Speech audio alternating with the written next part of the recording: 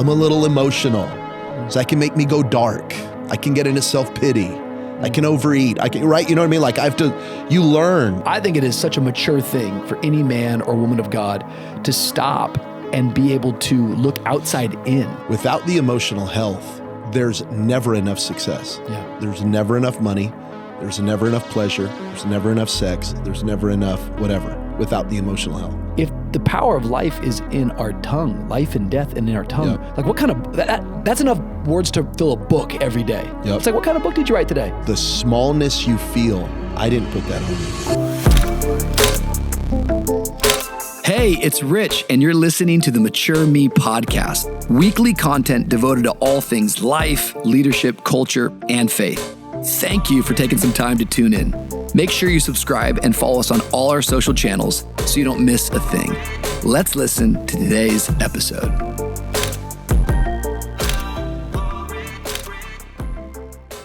Well, hey, everybody. Welcome to a brand new episode of the Mature Me podcast. My name is Rich Wilkerson Jr., and wherever you're tuning in from around the world, I say that boldly, from around the world, from all of the continents, from the millions of listeners around the world, we're just thankful that you're joining us today. Mature Me is all about growing up. It's all about becoming who God's called us to be. We're learning in all categories of life: faith, culture, family, leadership. And you can always help us by subscribing to the channel, spreading the word, liking it, leave us a comment. Everyone tells me that stuff really actually helps the algorithm. And so do us a favor and engage with us a little bit. Today, I am joined by an old, faithful friend. In fact, I have a lot of old, faithful friends on the Mature Me podcast, but this is a very old and faithful friend. Not an old man, but an old friend and a faithful man of God. He is a pastor. He's a father. He's a husband. He actually is one of the dopest guitar players and singers and songwriters. He's not doing a lot of that these days. We're going to talk about that. But he pastors an amazing, amazing church called City Light in Las Vegas. And I'm talking about none other than my friend, Pastor Reverend Jabin Chavez. Glad to be here. Thank you so much. We're going to start putting a clap soundtrack right there. I would love that. Introductions are always kind of weird. You know, I'm used to standing O, so that would help me, but standing I can just get a standing O. A standing O. Jabin, some of the fun things about us is that we are the same age. Yeah. And our wedding anniversary? Wedding anniversary, same day. It's the same day. I'm a little older. I think I'm 6 months older than you because I'm October. Yep. And then you're March. I'm in March. And then, but our so you'll anniversary. be 41? I'll be 41 in October. Yeah, yep. and I'll be 41 in March. But our wedding anniversary. Yeah, same day. And that date is? Same here. August Hallelujah. 4th, 2006. Which right? means, yep. Yeah, okay. 18 years. 18 years coming up. 18 years. I don't know if that's a rap song or not. It's a new one. I feel like the first time we met Forrest Frank, do a cover. What? Yeah, thank you. Shout out to Forrest Frank. We love you. Like, dude, chill. I think the first time we met, was it the Aventura Mall and you were coming back from like a honeymoon trip or something something like that? So it wasn't honeymoon. We went to Jamaica. I got like burned to a crisp. And Twitter was like a new thing. Now known as X. X. So you send a DM like, man of God. Yeah, like, hey, what do you, and I was like, we're actually in Miami for a couple of days because we did Jamaica and then Miami. We were following each other on the old tweet machine. You know, it was a big deal back then. And so you said, can you come to VU tonight? The Rendezvous tonight. VU, formerly known as Rendezvous. And you said, and can you sing that song, Run Me to the River? And I was like, I'm there. How does Run Me to the River go? Run me to the river, Lord. You wrote this song, didn't you? Yeah. You just can't remember it. I'm aching for your waters to flow. Yes. Run me to the river, Lord. It's a beautiful song. Wash away the sinner from my soul. Run me to the river. I don't know how theologically correct it is, but it's a baptism song. It was a different time. It was the 80s. We didn't know about the gospel of grace yet. Shout out Joseph Prince, Judah. So what, you came to Rendezvous and you sang that song on your vacation? Yeah, sure, I'll show up to another. Well, of course. So I did it. You preached Gone Fishing that night. It was one of my hallmarks. A hallmark. Took me around the world. I mean, I remember you start the sermon in the back with like a fishing pole, and I was like, this is the coolest guy I've ever seen in my life. I'm like, this is remarkable. It's like wow, the creativity here. He's got No, a but it fishing really pole. was like, there was a spotlight, and I was like, oh my God, I got to level it up. There's a spotlight. So then, back in the day, you would start the message and we'd rub shoulders. Yes, spirit fingers. Spirit fingers, jazz hands, and then rub shoulder, or whatever it was. I don't remember. And then I was so burned. I mean, I was literally like, and your dad got behind me. So it was supposed to be DC, and he moves her out of the way. Wow! And I literally crumbled to my knees. Ah! I fall down on my knees, like so dramatic. And he's like, oh my God, did I hurt you? I was like, I'm just really sunburned, Pastor Rich. It was my first interaction. He's like, want me to put some aloe on your back? He's like, what's wrong? That's too far, Pastor.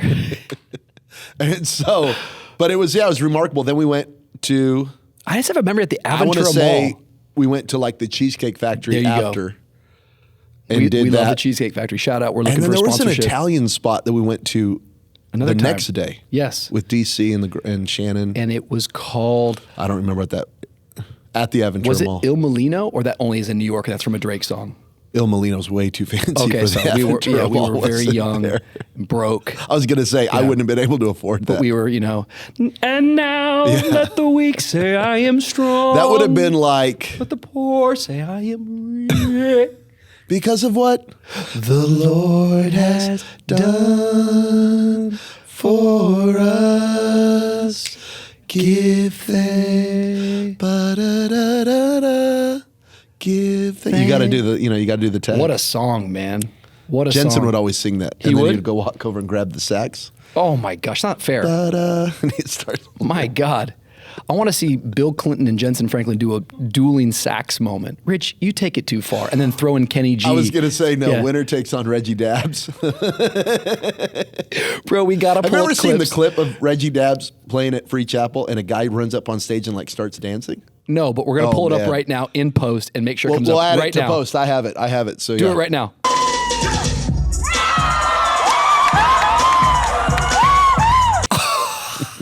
The reaction, No, but Reggie Dabbs, I grew up with Reggie Dabbs, bro. Like some of my first ever, now we're talking about like inside people, but like Reggie Dabbs, my very first like sixth grade, Reggie Dabbs was at those things preaching and teaching. Wow. And man, that guy's a gift, huh? Yeah.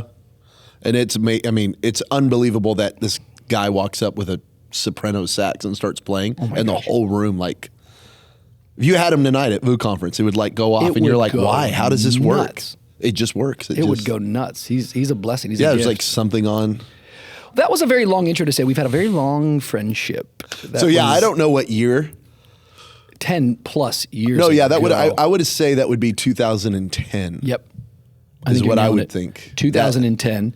You were a youth pastor in Las Vegas. I was a youth pastor in Las Vegas at that time, and yeah. You used to throw a great youth conference that we'd go to. And then to the Yes. youth conference. That was so fun to have a youth That you conference in spoke at, Vegas. yeah. Yep, had the best time. And then you were youth pastor for a long time, and then you started traveling. Yeah, and then in 2011, transitioned out, started traveling, moved to California. How long did you And travel like as an itinerant minister? 2011 till we planted in 2018. Is that scary doing 7 that? years. Yeah. Yeah, it was never the plan. The Yeah. thought was, okay, I think we can get through the summer and I can travel a little bit and like we'll make it. Yeah. And then I'll find a job. Like you know what I mean? Like I'll work at another church. Work at a church, yeah. And then like the summer took off and then the fall took off. And then, well, okay, in January we'll find a job. And then that year took off. And then, well, the next, and it literally just kind of happened. What do you think when you look back on that season? Because you were serving churches. Yeah. Like, not part of your plan, but Right. certainly now I think it's very easy for us to look back and see how God Yeah. was preparing you for, and we'll get there. But like, you were serving churches, and what was really cool about you is like, you're one of those kind of guys that can use your left hand and your right hand. Like, yeah, I can come in and lead worship. Right. I can join your team. I can also preach and minister. What do you think when you like look back, like what were some of the biggest lessons you were learning as you were just serving all these different types of churches, and you were kind of like, yeah, I say yes to everything. Yep. Well, yeah, the worship piece saved me. Because I think, if anything, some guys just had me in because they were hoping I'd come on their team, right? So I'd come lead worship, and then, you'd go to lunch after, and they'd be like, "So you looking like?" Yeah, you need to get planted. Yeah. We Everyone needs a pastor. Yeah. Who's yours? Where are you tithing? So Now all the stuff I say. Yeah, totally. All the stuff that you have firm convictions about, you know? And I got a pastor. So, I mean, you know, through that whole process. But no, what I realized is how big the church was. It was the best thing for now pastoring is I got to see everything from a rendezvous to, I mean, you know what I mean? Whatever, name the church. We got to see everything around the world. And then I kind of found myself through that because it was like, I love that, don't like that, want to do that, don't like that, have a gift here, don't have a, you know, like, so I don't know. I just figured out a lot about who I was, who the church was, realized how big the church is. Like, and then I think I saw that too, like every, successful church, the pastor is like in his own genius. Yeah. You know what I mean? So very different people, but they found their gift. And so I'm not you, I'm not Chad, I'm not Stephen Furtick, whatever. But I got really secure during that time because it was like, okay, everybody's doing their thing and in their gift. And so I think it made us who we are today, our church today. Because like when the same year we planted, Hillsong was doing pop-ups in Vegas. So we've got 200 on a Sunday and they'll do a Friday night pop-up with Carl and there's 1,000 people there. Jeez. Right? And you're going, I got to find out who I am. Yeah. Right? Like, it was just intimidating. In the moment, it was just like, whoa, okay, who am I in this? Okay, I'm not that. Who am, you know? So that was the greatest gift God ever gave me was that first year of navigating that and like discovering my own. Isn't it funny, like being in the ministry, like how there's always like this version of like this real truth going on inside of me, but then I'm prescribed and I teach everyone every day the right truths. And so like even that moment right there, it's just funny, like you're like I should know better. Well, no, you're stepping out in faith and you've got Right. 200 people, which is actually awesome. But then there's like this behemoth of a movement down the Right. street and you actually have to go, oh no, it's awesome. Like Yeah, I'm yeah, so yeah, excited yeah. for them. Like, come on, the kingdom. But in reality, you're like, oh my Right. gosh, I got to figure this out. I do think that's one of the things that's hard for like being a pastor and a leader. And I love my job. I'm so grateful I get to be a pastor. But it is funny sometimes that like there's these moments that are very human that you don't always get to be human. And you got to find the safe places of where you do that. Because in reality, the real truth or the right truth is this is the kingdom of God. We are not businesses and we're not little pop-up shops. We are one church and we're preaching the name of Jesus. And I got to figure out how to celebrate those that are winning, even when I feel like I'm not. And that was the thing. Yeah. Publicly, I knew what I needed to say. Yeah. Privately, I knew what I was feeling. There you go. And then somewhere in the middle of that is going, okay, and who are you? Right? Because it was like, you know, back then it was like, well, join the Hillsong family and join the, and you're like navigating all of those things. And you figure out really quick, like, okay, no, number one, this city's massive. Yeah. So there's room for everybody. Number two, I'm not that. They're not me. So who am I? And what is going to be my unique expression in the city? And it just made me have to really double down about like discovering me. And I think now we're 6 years later and I'm just like, man, thank you, God, for that. Because I think if they wouldn't have come to Vegas, I would have probably ended up becoming a cheap imitation of that movement. Wow. Because they were the top, right? So it was like, okay, well, I'm going to be like, I wasn't strong enough or mature enough to figure out my own voice. I think I would have just kind of fallen in line instead of discovering who I was. And then, but through that, it was like, okay, well, I can't be that. They're here. So what am I going to be? And it was the greatest gift. I think that's a really big principle that you're like highlighting, especially as we're talking mature me and growing, which is this idea that until I discover my identity, my authenticity is birthed out of my identity. And if I don't know who I am, I don't always know what I'm producing and bringing into the earth. And it is a journey, finding out who you are. And I want to even say so like lightly because I think I'm still discovering who I am. Yeah, me too. Yeah. A.W. Tozer has this 7 rules for self-discovery. And someone might be listening right now, I'm like, that's not theological, but it's actually really practical. And it's really helpful because the more I know who I am and the more self-aware I become, the more I get comfortable with my strengths, but I also recognize my weaknesses and I get people around me to help me in my weaknesses. And I know how I'm coming off. I can't remember the whole list, but it's like really practical. It's like what you laugh at. Who you admire, the company you keep, where your money goes. There's all these different things that are good indicators. It sounds like to me what you're saying is like, what a gift that you had that, hey, this wasn't my plan to go travel for all these years. But as I'm traveling, one revelation I get is, wow, God uses all shapes and sizes. He uses all different types of people. Oh, the one common thing I see is they're being authentically who they've been called to be. Totally. Number 2, when I get put into a situation and what feels like a threat or what feels like competition is actually an opportunity for me to double down, not on mimicking, not on imitating, but on doubling down on the only thing I actually have, which is me. Totally. I remember one time, and now I'm going to get in a lot of trouble, where like Oprah, I heard this thing that Oprah said one time. Oh gosh, we're quoting Oprah. Here we go. Clip it. But she was talking about like, I don't know if it was like the 80s or whenever her show started getting big, but like when she first came onto the scene, Phil Donahue was like the best talk show host ever. No one even knows that is.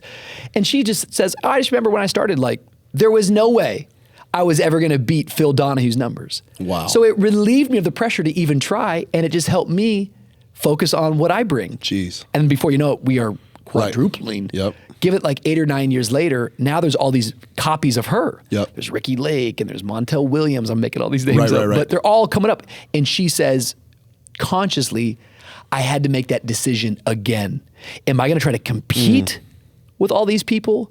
Or am I going to lean in and say, all right, what has God given me and how has he created me to be? And if I can focus on that, that's where the beauty's going to come from. Totally. And I think that when we're talking about mature me, there is self-discovery. Maybe religious people don't want to talk about that as much, but you have to get comfortable with that because Paul said we're spirit, we're soul, we're a body, we're multiple things. And so, yes, there's the spirit sanctified, pick up your cross, pray and fast. But I know a lot of people that are like very good at that are still insecure. Or that still kind of don't know who they are or don't know how to have a conversation like this without like getting competitive there is the spirit side, but there is the soul side, there's the body side. So I think that whole moment for me was like, okay, who am I? And then you start to walk in that, you start to, what do I love? What do I hate? What do I want to correct? What do I celebrate? What do I like about church? What feeds me? You know, like all these things are the things that I think I really started think even like communication style. How am I going to communicate now as a pastor that's a little different than a travel guy that's there to really, put charge a shot in the room. arm. Charge the room. Drop so a bomb. how do I do that? What's that like? And so all of that's so important. And I feel like, now at 40, I'm definitely still growing, thank God, and I never want to stop. But I also feel I don't walk into a room like we walked in today, or even right now, and feel like less than, or I got to impress, or I just walk in, I'm just like so happy to be here, love it, grateful. Feel like if you want me to contribute, I will, and I'll gladly do it. And I feel like I got something to say, but I don't have to. You know what I mean? Like, I think that is the goal, and never getting satisfied, I guess, in the sense of, we always want to grow. But Paul said, I learned how to be content. I learned to be content, and I learned to be me. Paul talks about that, right? Paul. So he knew who he was, an apostle. He knew what his calling was, a servant. He knew what his heart posture needed to be, right? He would describe himself when he would open a letter. And it was like, I don't know if most people can do that. And so I have to say, Jabin, a kind of a prophetic, worshiping, weird kind of guy. And I have to be like comfortable with that. Like, I'm a little emotional. So I can make me go dark. I can get into self-pity. I can overeat. I can, right? You know what I mean? Like you learn, right? Not just an apostle, not just a pastor, Bible teacher. I got to know all of me, and I got to guard around that.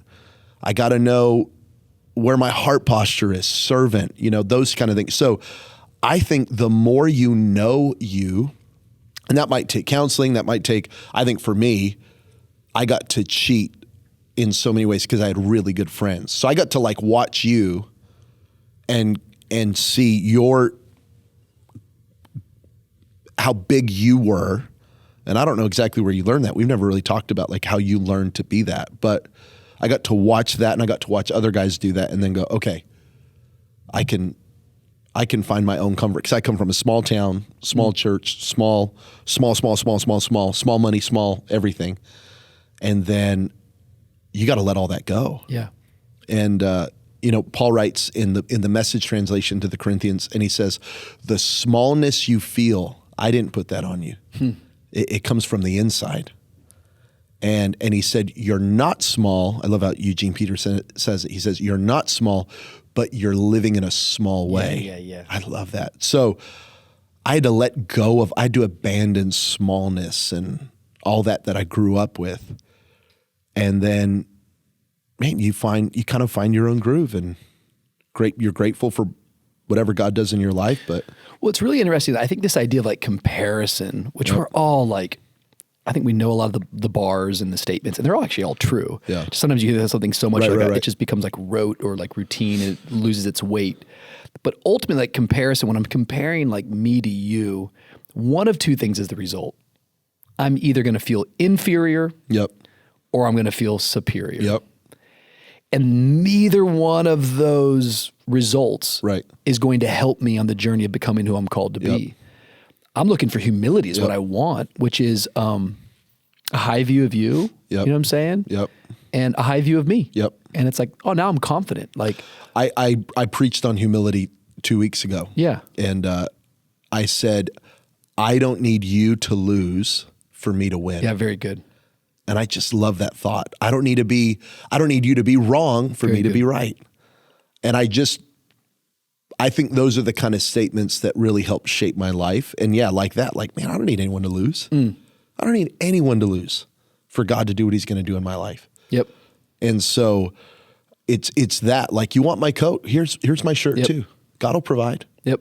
Like, and your blessing isn't robbing me of mine. Totally. And God's got more than enough. When we first started the church, I remember the Lord gave me a statement. It used to be over we're building out a brand new headquarters right now. And I need to put it back in my office, because since we moved out of our headquarters in this area, I guess kind of in the downtown area, I used to have this phrase over my door, because I put it in my Bible the first year we were starting the church, like the year before we didn't launch. And the phrase was simple: nobody owes me anything. Jesus gave me everything. I love that. And I want to live my life from that well. Yep. Like, nobody owes me anything. My battle is not against flesh and blood. It's against principalities. It's a spiritual battle. And Jesus, the psalmist says, the Lord is my shepherd. Yep. I lack nothing. Right. And so finding my contentment in him is a story and a phrase and a principle and a truth that I have to continue to live by. And sometimes I get off that path, and when I get there, I find myself becoming arrogant, or I find myself becoming insecure. Right. And neither one of those things is going to kind of lead me towards that path. Some of the work that's really helped me is work by Dallas Willard. John Ortberg repeated a lot of it and kind of contextualized it, made it a little bit simpler. And then, of course, John Mark Comer, who I'm a huge fan of. He's helped me so much on spiritual practices. But the way that Willard would describe the soul is what you were saying. It's like these layers, because we are kind of on this path here about self-discovery. I want to talk about it for a moment, because I think that maturing is like this ability to look at yourself. Right. And all throughout the Bible, you'll see like the psalmist, once again, like speak to his soul. Yep. I think psychologists would say like your true self. Right. And that's not the Christian language. The Christian language is, there's a version of you that's realer than what I see right now. Totally. And it's the soul. And what is the soul? It's multi-layered. It's faceted. It would start at that level of spirit. Yep. And that spirit, which is my heart, my mind, my thinking, my emotions. Your past. Your past. Trauma. All that. Yep. My body, which is my appetites and these things that I go towards. I think it's Ortberg who says, like, you know, your habits eat your willpower for breakfast. Right, you know? right. Yep. But even like, they'll go as far as to say like the outer layer of this being like even our relationships. That which is your past. Like I can't escape my family of origin. Yep. I can't escape that I am the son of Rich Wilkerson. I'm the son of Robin Wilkerson. I'm the brother of John Fulton Graham and Taylor. And people maybe don't know all those names, but those names go with me everywhere that I am. Good, bad, and ugly. You know, like all of it. That's why it's like if it runs in your family, it might be chasing after you. Like there's things that I don't think they're generational curses. I think they're generational patterns that we have to pay attention to. And I think it is such a mature thing for any man or woman of God to stop and be able to look outside in. Totally. Self-actualization. I think that's Maslow's like highest hierarchy. Like we have the ability to like see ourselves and go, cool, where am I lacking and where do I need to grow? And I think me knowing you over the last 10 years, you have just grown. It hasn't been overnight success. Right. It's been over time success. What would you say about some of that stuff just on God's timing, your development? You preach for us almost I try to make sure you come every year. Like you're by far one of our church's favorites. I think you spoke at staff retreat 2 years ago. Like just your insight. I always call you an old soul. You got that old anointing, that old oil. Yeah. You know, I think it has been in my early years, I was so on fire, loved God so much, just radical prayer, fasting, the word, Bible memorization, and all of that, I don't think I've lost. But yeah, then I had to learn me, and I had to learn my humanity, and I had to learn my blind spots. I was not self-aware in my early years, just wasn't. I don't think I was even as immature as I just wasn't self-aware, and I had to learn all that. But so that's all been a journey. But I think about the woman with the issue of blood. She heard about Jesus, and she said to herself. So there's this hearing, and then there's self-talk. Number one, there's self-talk. You can't get away from it.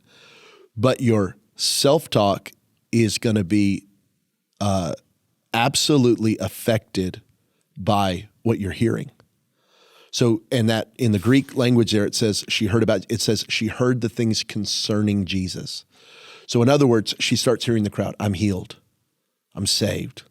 My child's alive, whatever the testimony was, right? So she starts hearing it, and then she starts talking to herself. I can be healed. I can be healed like them. So this whole thing starts to create. So I had to get really serious in my life about what I was hearing and then about what I was saying. Very good. Very good. I had to get really honest about my own conversations, about my own insecurities, about my own weaknesses. And you start having this talk with your soul. David talked to his soul. This woman talked to herself. As a man thinketh in his heart, so is he.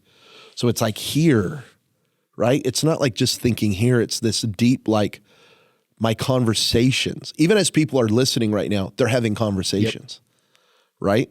And they're agreeing, disagreeing, they're processing, they're thinking, that whatever it may be, we're all in conversation with ourselves.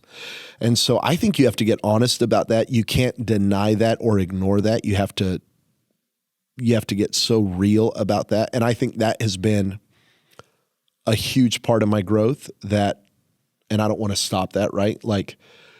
And I'm trying to even get more on it. I think even in the where we're at in church globally, and then where I'm definitely at 40, I am like, oh my God, I got to be healthy, right? So we've got 2 buildings, and I'm 40, and book deal and music deals, and there's a lot coming at me, and it's like, this is not a time to oh man, I made it. I gotta oh my God, okay. Yep. What am I saying? Who am I listening to? What am I listening to? What am I watching? All of that, I think the first law of thermodynamics is that everything's getting worse. It's just all getting worse. Like, get in the car, hit the gas, and take your hands off the wheel. It's going to get bad quick, right? Like, you take your hands off the wheel, you're in trouble. Yep. So it's not a moment for me to like, I want to celebrate some of the victories, because I do look at my life and I go, wow, God, you're so good. Coming from a trailer park trailer to the life, that we have now, it's just it's jarring for us personally, but it's not a time to take the hand off the wheel. It's a time to like double down on all of what really, I think you pray for things in your 20s and 30s, and then if you've done anything halfway wise, you get in your 40s, and now you get to steward so much of what you ask God to do in your life. And this is when, honestly, a lot of guys blow up their life, right? They get a little bit of freedom, a little bit of money, a little bit of, and it's not the time to do that. So, I mean, that's a good one. I feel like I'm in that spiritually and emotionally. I like this idea of like hearing and talking to yourself, because I think self-talk's a big deal. David encouraged himself in the Lord, and the science, and I will mess it up, but you will get the point. It's something like we have, tens of thousands of thoughts every day. Yep. I don't know the number. I think it's 50 to 70,000 thoughts a day. 50 to 70,000 thoughts a day. Most are and what negative. they say, most are negative, and like I think it's like 97% are repeat thoughts. Wow. Not thinking very many new things. You're thinking a lot of recycled things, and then the majority of it is negative. And then our words, it's something like the same thing. It's like, I think women speak, women speak more, 50,000, guys speak 20,000. But like, if the power of life is in our tongue, life and death and in our tongue, like what kind of, that's enough words to fill a book every day. It's like, what kind of book did you write today? Totally. Some people writing mysteries and dramas and, scary stories. It's like, I want to write, an adventure. I want to write a love story. I want it to be life coming out of my thoughts and my mouth, and out of the heart, the mouth speaks. There's so much in the scripture that's helping us practically. And I think it's really, really important that we get this down, because as leaders, as we're maturing, like sometimes when I talk to people and they open up about, what they say to themselves, it's like, yo, you wouldn't talk to your worst enemy the way you talk to yourself. And too many people out there talking about themselves in a way that breaks, I think, the heart of the Father. He says, you're fearfully and wonderfully made. And you keep calling something junk that he's like, no, you're my masterpiece. You're the last one to see it. And I only get one brain and one body to steward. I want to do my best to grow. I don't always get it right, but like my intention is to become more. I've just witnessed you do that so many times. But I agree. And David said, my tongue is like the pen of a ready writer. And so there's something about what we're listening to, because and here's, I think, a key for people too. You cannot produce faith. You can't produce it. Faith comes by hearing. So I'm stealing a lot of this right now from a sermon I preached on how to receive from God. You like that picture of me when I was on the floor, right? I love it. I just laid on the floor a couple weeks ago. Okay, yeah. Laid on the floor. Well, it all I was doing came, Peter in jail and get up. So I was laying down there. Yeah. Well, it all came from this thought of the woman. I love that message. Receiving from the master, right? She had the issue of blood, but you can't produce faith. You can't make it happen. It's not willpower. Yeah.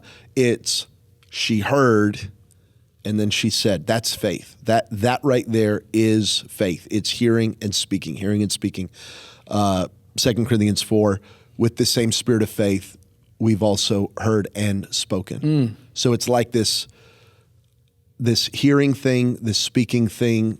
And I think, again, that's been like such a key, like a master key to my life, has been trying to figure that out and chasing that.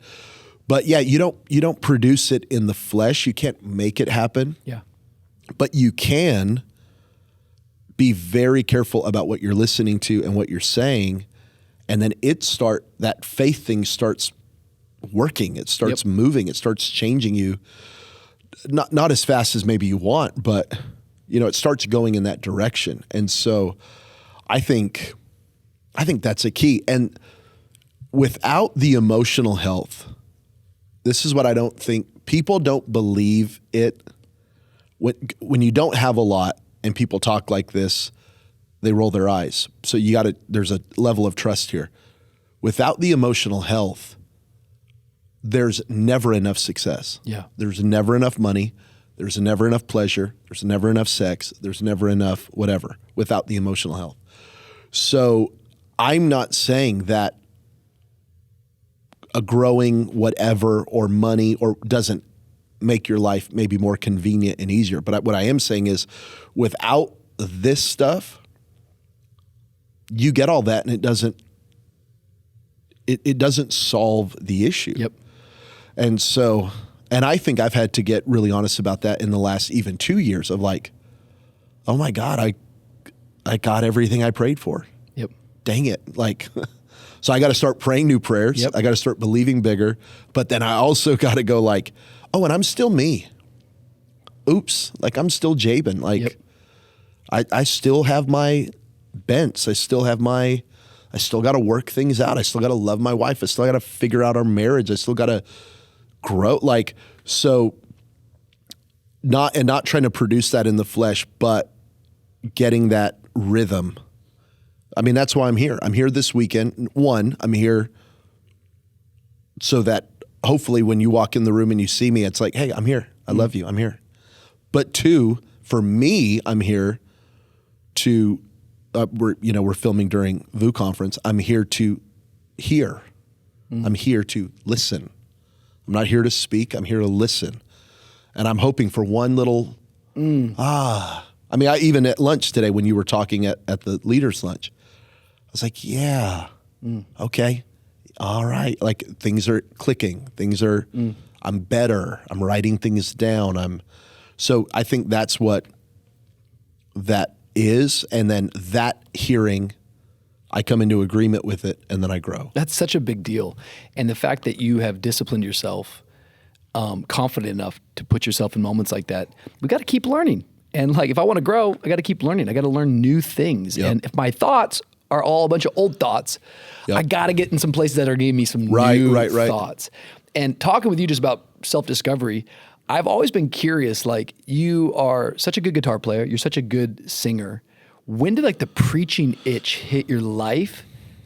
Let's start there. Man. Like, did you always want to preach? Did you always think preaching was cool? Like, no.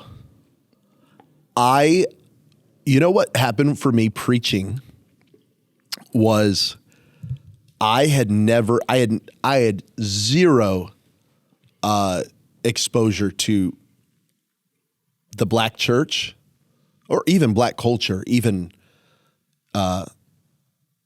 soul or funk, or I was a rocker, you know what I mean? And I was a white Hispanic kid from a white Hispanic community, you know. There was one African American kid like in our whole world in that small town of Belén, Mexico, and we, you know, Keith, you know, I mean, that was it. So when I first heard black church and I heard gospel music, I heard Israel Houghton, and then I heard black preaching. I heard Chris Hill back in the day, Noel Jones. That's my jam. Yeah. I remember hearing these guys and they would read the text and then they'd expound on the text. And then I obviously met and heard Judah and then Judah Smith, and then you heard how he did it. And something in me just went like, oh my gosh, I love whatever that is. And I never heard that though. You know what I mean? Like I grew up in like teaching church, whatever, you know, sure. I just never heard that style. And it awakened something in me, like telling the story. And when would you think on that journey, like, oh, I'm more of a preacher? I feel like these days maybe do you identify more as one or the other? And no, yeah, now I only feel like a preacher. Really? Yeah. Well, I mean, but like we just finished 9 songs. I wrote on all of them. So like I'm trying to keep that. And I'm fighting to keep that. Like we just bought a piano for the house. I'm like just trying to like stay in it, you know, because I don't want to lose that. No, it's amazing. But now everything's a sermon. You know what I mean? Nothing's ever a song. Like, you know what I mean? Like everything's but I'm trying to keep the musical thing going. But yeah, I don't know. I heard a guy do that I had never heard that before until I was in my early 20s. Like, you read a text. Yep. Gave Which you a I guess vision. is just classic Pentecostal preaching, but Yeah. I just wasn't raised Weren't in exposed that. to it, and the exposure itself gave you a vision for something. Yeah, and then it Something was like jumped up inside of you.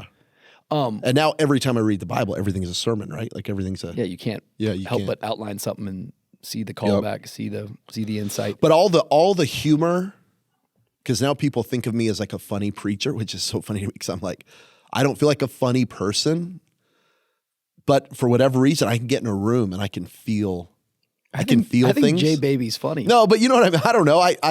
I've never like tried to crack a joke. I've never tried to. Yeah. There's no humor in my messages, like Yep. in my notes. It just kind of comes out. But something in me when I can get in a room, I can find things funny. I think it's the timing. I think humor's timing. I think that you have good timing. Yeah. And so I think that you're able to figure out where that thing should drop. Right. I don't always get my timing down. Sometimes I can get into a flow, and sometimes it can be really funny, and other times it's like, you probably should have put a joke in there or something, bro. That was really heavy. Tonight, That was just 40 minutes of I think I've had Pentecostal fire. some epic services that have also bombed more than any of our friends. Where it's like, what was Rich on tonight? And it's just like, I don't know. I think I lost my timing or something. so When's the last time funny. you feel like you bombed? Been a long time. 1987. That was back in the 80s I used to bomb, You man. know, man, I'm trying to think. Here's what has happened to me as a pastor. There have been weeks where I am so clear on what I feel like I'm going to preach. And maybe it's a busy week, but I'm so convinced I know what I'm going to preach. And I'm like, I can wait till Saturday to put this together. Oh, man. But I know what I got. And then I'll sit down Saturday and it's like in Chinese. And I'm like, what is going on? Ni hao ma. Yeah, no. Mama hoo hoo. Ni hao. Mama hoo hoo. And I don't have the gift of interpretation. What is this, Cantonese or No, and Mandarin? it's like, what happened? I thought I had a whole thought and I thought I could just piece it together Saturday. So I've had to learn that. I can't do that. I need days of prep. Yep. But man, I'm trying to think of like, I don't just know. getting off like that was not good. I'm trying to think where I felt that recently. I feel like it happens to me more than you apparently. But you know what I think we've both done? We've built really great preaching cultures and lean in at home. Yeah. And so I've gotten used to that. Yeah, I don't feel bad at home much. I feel like these guys, No, they yeah. love me. But It's man, like, I get in other rooms and I'm like, oh man, you guys are quiet. And I'm not used to the silence anymore. Yeah. Because at home, it's like, turn your Bibles, let's go. You know? Amen.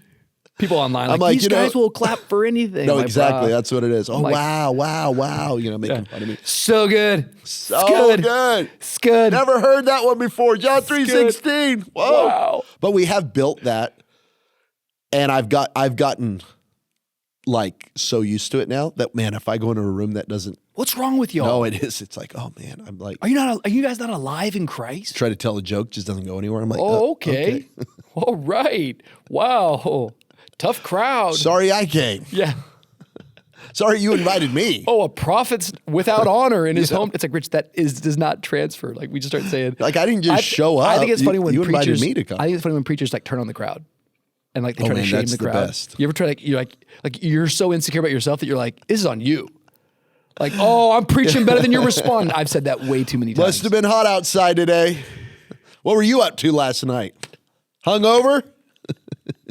These are real things he said. Don't let him make you think he's just riffing. These are real At bars. the club last night, huh? You Okay, jerk. somebody's hungover, not with the Holy Spirit. Wow. Like anything- Can I get an amen? Anything What? to justify. If I could get any help from the front row, that Yeah. would be fantastic. If you could just act like you want to be here. You're all paid, right? Are Yeah. you all on a pay? Yeah. Sweet. If you could just clap. So this is the staff meeting. Wow. I've definitely done that. I've said some stupid stuff. I've said some bad things to the and to I the front can't row. promise I won't say them again in the future. Yeah. I'm preaching better than you're responding. Tonight, I'm going to be preaching about what that choir's been singing about, and that is God.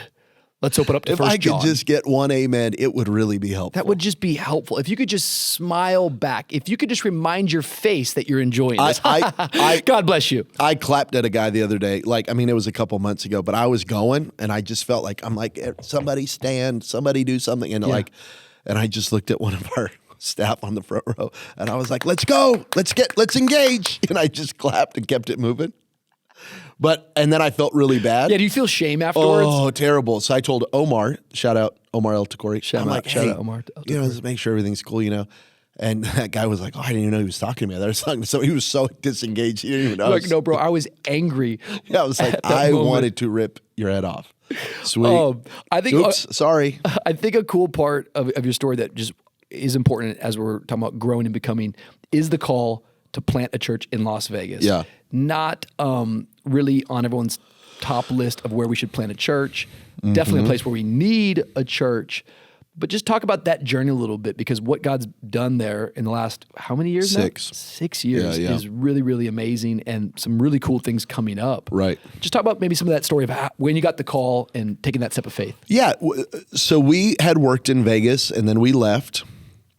And we left, went to Orange County, had the most amazing, really I have nothing but sweet,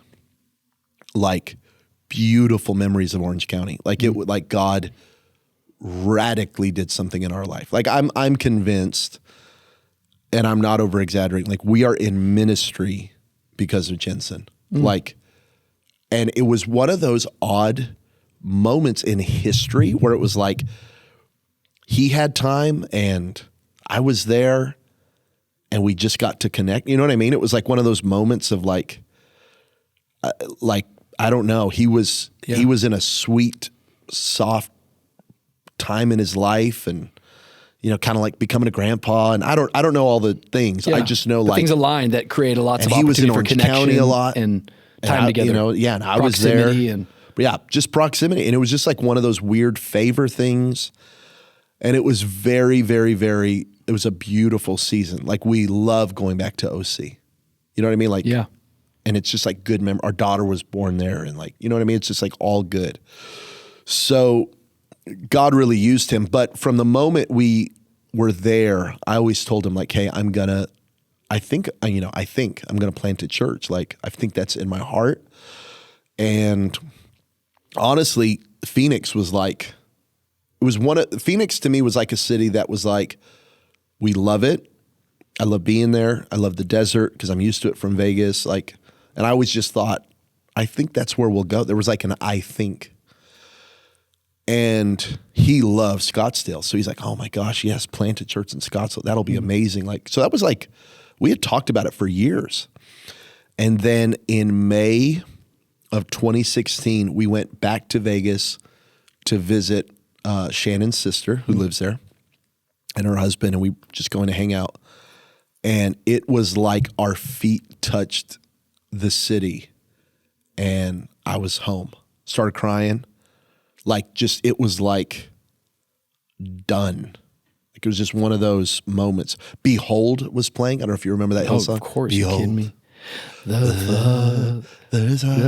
Then sing my soul. Worship team, we need that for tonight. And so need that for the altar call. So Brooke and Joel, some of their best work. Remember that? You guys do something? We're asking you right now. Come back together, write a song. Yes. It hasn't been the same since you guys stopped collaborating. Behold. Okay, sorry. Man, and he had that deep behold. Oh, man. Yeah, and the art direction of the dove. Yeah. Oh, man. Even the artwork. Yeah. I was oh. What a great. I'll weep right now. Whew. So that song's playing. We're in Vegas. I'm God's calling us back. I literally text Jensen and said, can we meet when I get home? And so this is May 2016. It was Mother's Day because he's I'm preaching in OC. Take me to the airport after I gotta leave to LAX. I think on a red eye, back home, preach and then go. And I said, I'll drive you. And so we get in the car and I tell him, I feel like God spoke to me. We need to go back to Vegas and plant a church. And he literally went, not Scottsdale? That's what he said. Oh man, not Scottsdale? And I said, yeah, not Scottsdale. And so that was literally then. I then immediately emailed my former employer and former church, just shot an email and said, I don't have a date, I don't have a time, but we're in agreement. I've heard from the Lord. We are going to be moving back. Just want you to be in the loop. And then June 2017, So 13 months later, we moved. And then March 2018, we planted. Taking a step And of faith so- like that, what was the hardest thing for you? Well, our setup in OC was perfect. I mean, like great Comfortable, church, comfortable, great, convenient. great city. We liked it. Great airport. Safe, Great yeah. weather. Great. Safe. So it was so good, and it was so scary to go back. It was so scary to start over. It was so scary. Like, we moved back and like got an apartment and just like, all right, we're going to see what happens. And I think all of that was a stretch of faith. I think all of that was we moved on I think God spoke to me, Jonathan and his armor bearer, perhaps the Lord, in the message, maybe the Lord, maybe. And it felt like that. It felt like maybe God's doing something, perhaps, And I think no matter how clear the voice of God is to you in a moment, again, going back to like our flesh and our soul, like however clear that word of the Lord is, you still have to then go walk that out. Yep. And then all the doubt comes and all the fear comes and all the, what have I done? And is this right? And, I had to navigate that. I knew I was going to have to lose relationships to go back. I knew not everyone would understand. I knew people would talk. And we did. We had to like weather all of that. You know what I mean? Like hanging out with a person yesterday who and love, and I know and love, that like that relationship was affected during that time because it's like, like you're just having to count a lot of cost. Yeah. And I in so many ways moved there and disappeared, like we kind of just put our head down. And I really feel like in a lot of ways, even in then COVID, so we're 2 years old and then COVID happens. And then I really put my head down. What a blessing. And so I feel like even last year was like, I'm coming up a little bit, like out of, hiding in some ways and like trying to just re-engage. And I think the great promise of God, whenever he's calling us to do something like that as we mature, is that God doesn't promise safety. Yep. He promises security. Yep.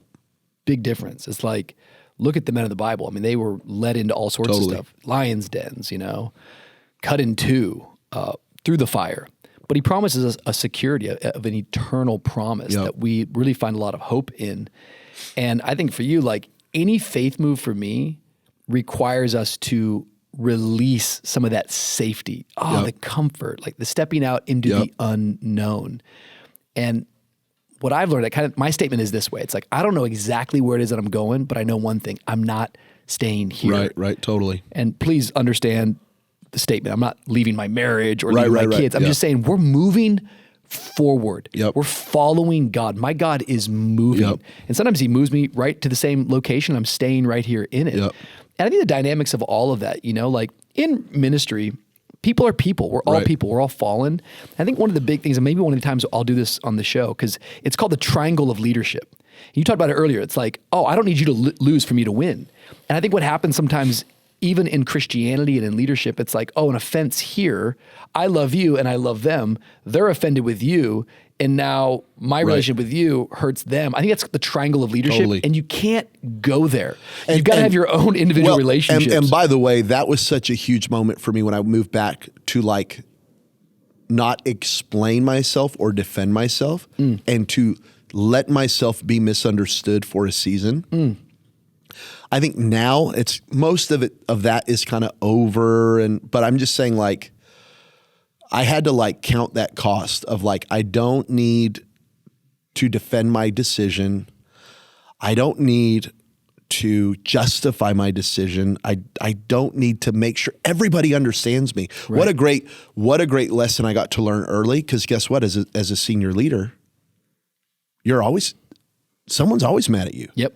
Right? So now 6 years later, whether someone quits or someone gets fired or someone leaves your church because they didn't like a decision you made, you can't go on a defense spree every time, right? So like right now, I know people who are offended with me who quit.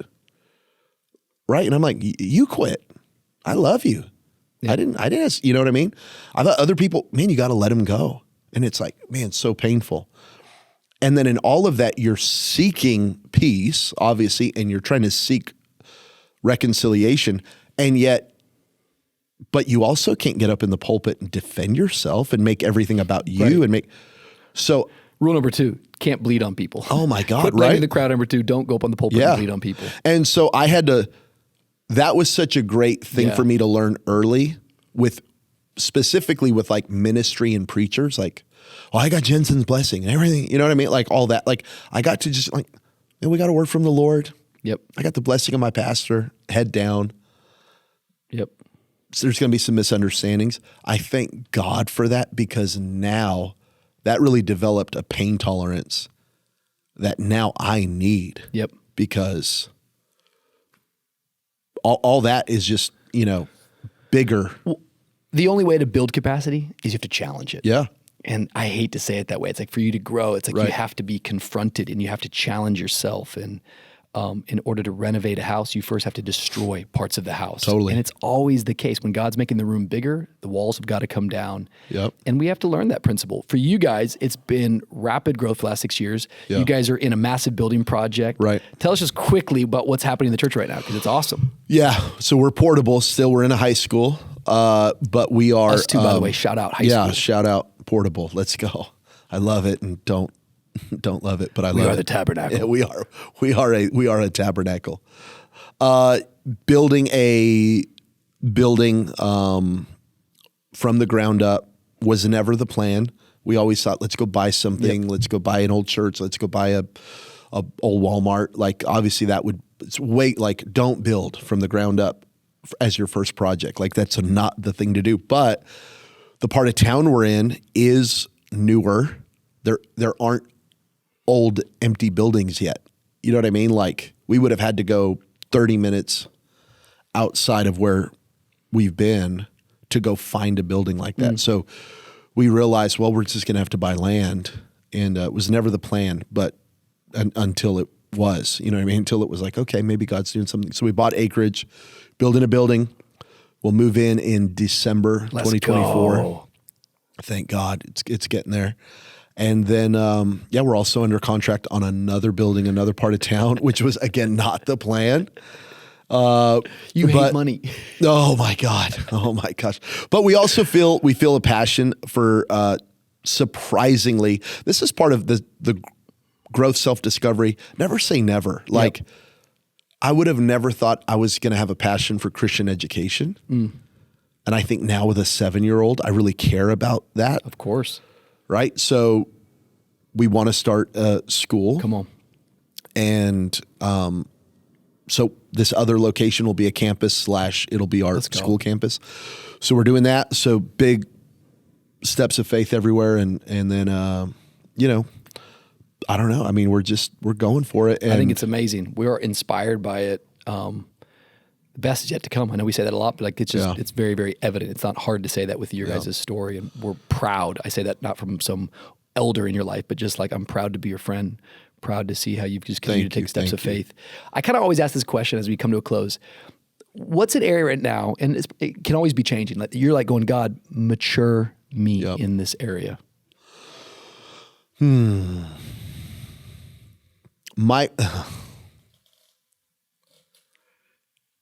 Man, I don't want to get emotional. That's weird. Isn't that weird? Emotions are weird. Just comes. I think my wife and I are both. I want to be careful, like how much to say. We're discovering our own. I don't want to offend people talk about the Enneagram, but right, if you talk about the Enneagram and like if you're an 8 and we're both 8s. That's like completely born out of childhood trauma. And so we neither of us experienced abuse, but we've both discovered, I think, our relationship to our parents and our siblings as kids and how that shaped us and our emotion that we felt as children, both of us. And what's so funny, we've been married 18 years. I'm 40, she's 38. And we're now.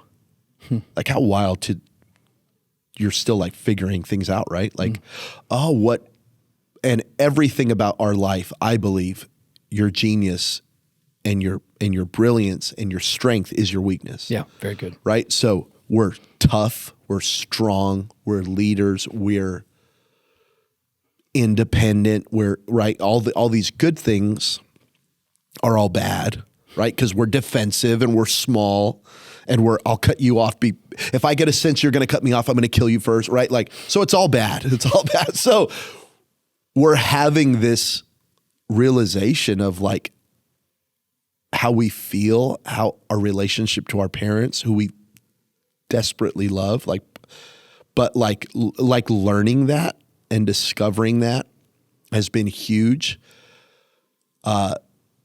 because of how we're realizing how we live, how we lead, how we raise our daughter. And again, it's nothing glaring and evil but it is like, oh, we've got some wounds and some triggers and some trauma, and we have some first instincts that are unhealthy. And where we're trying to get to is that our first response is healthy, right? Yeah. But genuinely, in so many areas, we're discovering our first response is still unhealthy and having to figure that out. And I kind of went on that journey first, and then she kind of went on that journey, like in her own life. And that's where we're at right now. And it all goes back to, I mean, how to get better at it. It all goes back to self-talk. It all goes back to honesty. It all goes back to hearing from God. It all goes back to being with the right people in the right spaces. Like, so stuff that I thought we would have probably dealt with at 30 or 25, right? You know what I mean? Yeah. You think, and it's like, oh, I'm 40 and got to work on that. Okay, that's a thing. Like, thought we in some ways thought I would have figured it out, or in some ways didn't realize how much it affected me. Yeah. I think maturity is the ability to face that stuff and to confront it. It's like I can't change that which I don't confront. Right. And nothing will change that I tolerate. And so the fact that you guys are even being that vulnerable and honest, thank you. Yeah, Thank and you I think it's that. all about trying to grow the soul again spiritually. I've always been that like prayer warrior, worshiper, pray in tongues, whatever. Like never, and I never want to stop and never will stop. But trying to now get the emotional muscle for the gravity of the size of our life now, right? And going, oh man, we need to be bigger, and not necessarily like, I don't need another leadership podcast. It's not that. It's the soul, deep, emotional stuff that like, all right, we got to handle this better. So, yeah. Well, thank you so much for even sharing that with us. Yeah, no. Appreciate it. Thank you for taking time with us. We love you. Love you City so Light much. Vegas. Jabin, I call him J Baby. J You Baby. can call him that as well Old in the school. comments. J Baby. Hey, if today's conversation helped you in any which way, or if you got more questions, I think some of the stuff we're talking about is things we want to talk more about. Emotional health, and are emotions good? Are they bad? Are there even such thing as bad emotions, or are emotions just indicators? And how much you want to pay attention to them. And I think we're going to talk about that a whole lot more on this podcast. But I'm grateful you tuned in today. Spread the word. Let some people know. Subscribe, share, like. We will see you next week right here on the Mature Me podcast.